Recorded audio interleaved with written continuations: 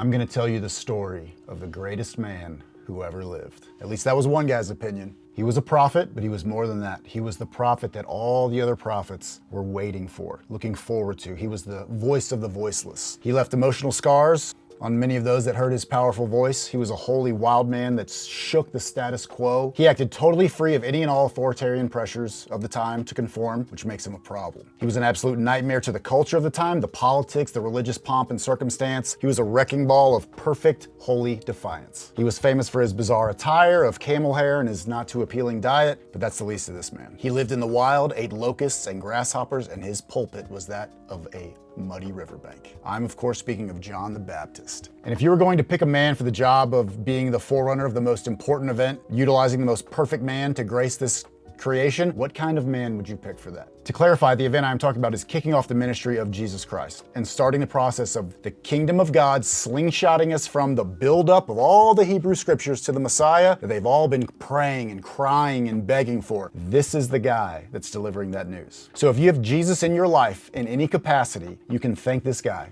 for starting that. My deep dive into this man has been nothing of me just getting to know him and getting on fire for him and what he foretold. He's a beast. He's a unit, man. You can't have Jesus without John, so without further ado, let's get into it.